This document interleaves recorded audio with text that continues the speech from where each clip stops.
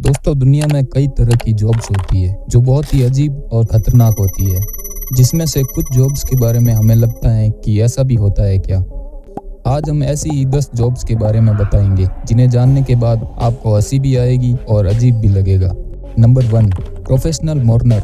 ये एक ऐसी जॉब है जिसमें लोगों को दूसरों के अंतिम संस्कार में नकली रोने के लिए पैसे दिए जाते हैं। चीन तथा मिस्र जैसे देशों में ये काम प्राचीन समय से किया जाता था, लेकिन अब प्रोफेशनल मोर्नर एक व्यवसाय बनता जा रहा है और दुनिया के बहुत से हिस्सों में इस काम को किया जाता है। यहाँ तक कि हमारे भारत देश के कुछ हिस्सों में भी अंतिम संस्कार में झूठ के रोने के लिए लोगों को पैसे दिए जाते हैं। यह काम करने वालों को मायरोलॉजिस्ट भी कहा जाता है और इस काम का उद्देश्य मरे हुए लोगों की अंतिम विदाई में लोगों की संख्या को बढ़ाना या मरे हुए लोगों के परिवार वालों का साथ देना होता है। बहुत से देशों में इस काम को करने के लिए प्रोफेशनल या ट्रेनिंग लिए हुए व्यक्ति होते हैं, लेकिन कहीं पर किसी भी अनजान व्यक्ति को पैसे देकर अंतिम संस्कार में शामिल कर दिया जाता है। Number 2, chicken sexer.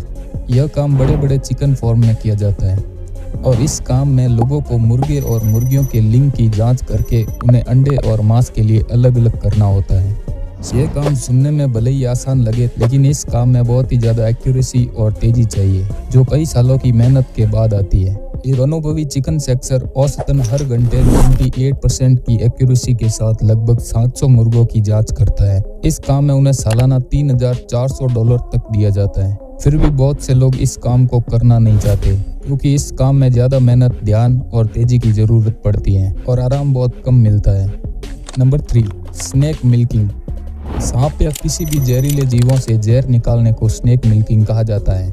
यह एक जोखिम भरा काम है जिसमें जान भी जा सकती है, इसलिए बहुत ज्यादा पैसे मिलने के बावजूद भी बहुत ही कम लोग इस काम को करना चाहते हैं। इस काम को करने के लिए स्नेक मिल्कर को बहुत ज्यादा ट्रेनिंग की जरूरत होती है और स्नेक मिल्किंग करने के 2 मुख्य कारण हैं, जिसमें पहला ये कि सांप के काटने से भारत और अफ्रीका में हर साल बहुत से लोगों की मौत हो जाती है, इसलिए सांपों का जहर निकालकर उससे जहर से बचने का एंटी वेनम बनाया जाता है। और दूसरा, जहर पर रिसर्च करके इसे चिकित्सा उपचार के काम में लाया जाता है।